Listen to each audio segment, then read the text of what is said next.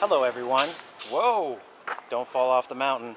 We are at Blue Mountain and I am about to go on the Ridge Runner coaster for the first time ever. It's actually been like 20 years since I've been to this site and I'm completely lost as it's nothing like it used to be. And this area that I'm standing, I believe, is where the original water slides were located. That will be another video coming very soon, as I definitely will be looking at that. But this is why we're here today, the Ridge Runner, Canada's only or first mountain coaster. I've been on one of these in China. Yeah, pretty close to it in China. It was a little bit of a different style of design. Yeah, we're gonna go on. We'll give you my impressions once I get off. It is $29.95 for a single ride on this thing. Generally what people do at this resort is they have a play all day pass, of which covers everything, including the climbing gym that's on the other side of where you're looking right now. I haven't done that. I've paid that expensive price for one ride. You can get, I believe, a 3-ride pass as well for, I believe, a smaller amount of money, about 40 bucks. Yeah, I'm just here for it today. Maybe next time, with this compound and the way it's set up, you kind of have to really get that play all day pass. But being the pandemic and this being an outdoor focused location, yeah, they're sold out until the middle of August at this point, and it's the middle of July right now. Anyway, this ride actually replaces an earlier version of a bobsled ride that went down not this actual location, but I believe just to the left or on the other side over on that side, which I might look at the end when I wrap everything up later on. Anyway, Ridge Runner, here we go.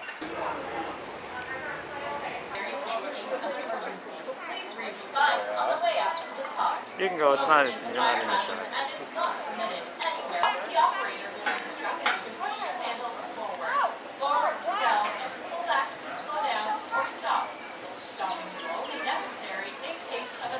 Take caution getting out as the cart does not stop moving as you exit. Enjoy your ride on the Ridge Runner mountain coaster. Ridge Runner. Welcome to the Ridge Runner, Ontario's first mountain coaster. Please take a moment to read the signs to the left of the screen. These signs outline the Ridge Runner mountain coaster responsibility code, the Blue Mountain exclusion of liability, and the Ridge Runner mountain coaster rider restrictions. Suitable clothing and footwear must be worn. Please no loose clothing or scarves. Long hair must be tied back or tucked in. When you reach the top, the operator will instruct you to push your handles forward to go, and pull back to slow down. No bumping any parts, and no stopping on the track. When you near the end of the ride, keep moving to the unload area. When you enter the unload area,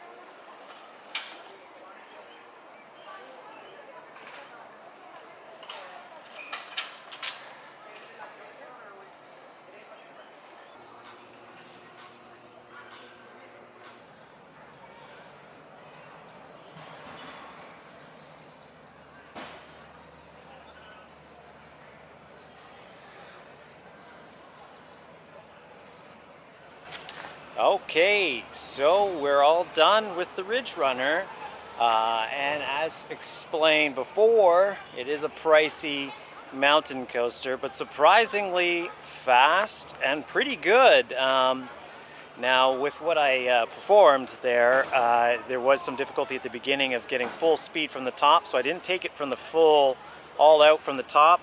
I would definitely recommend. I'm getting bitten by bugs all over the place. It's a very sweaty day today.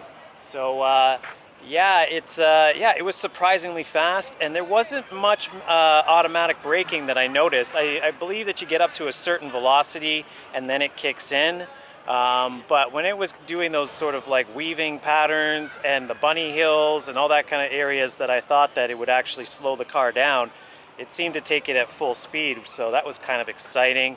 The views are definitely great over the ridge that are available in the actual coaster itself. Losing my train of thought as I try to see whether or not there's people dancing in the background. But yeah, it was great. To be honest, I wouldn't say for $30 that it was necessarily worth it. I would probably say reasonably $20 out of the gate for a single ride is perfectly reasonable.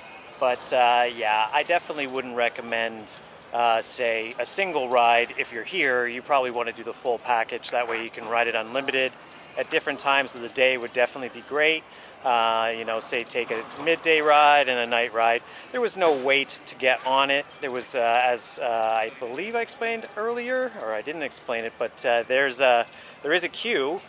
So if there is an expected wait, they will tell you. It'll be clearly posted. But I don't generally think that they probably get a wait for this ride, except maybe on weekends.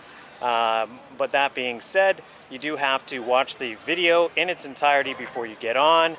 They're very, very staunch about the health and safety here and liability, so you got to watch the entire video, and you also got to read all the regulations, and they'll make sure that you do that before you actually get on. As well as that, there's a pretty intensive procedural stuff getting on.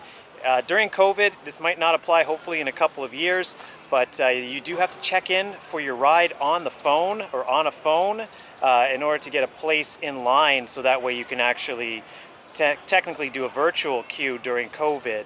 So yeah, you better make sure that you have your phone on you when you get to the ride, so that way you can do that or check in advance.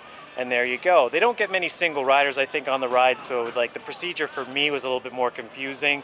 I think that the ops kind of were like, oh, okay, I haven't done this in a while. So yeah, but overall, great ride. Not disappointed by it. Glad I definitely came. It's a weird aura here at a resort right now, being a resort that's sold out, but it's kind of like, yeah, everyone's still, as I said in many other vlogs, kind of a bit on edge, but I'm sure that hopefully that won't be the case in due course.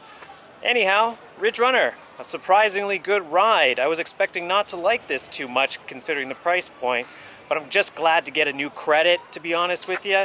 I'm at 230 now, so there you go. Ridge Runner is my 230th credit. Anyway, guys, thanks for joining me for my 230th credit, and hopefully we'll have at least a couple more of those before the season is out this year. As always, thanks for watching.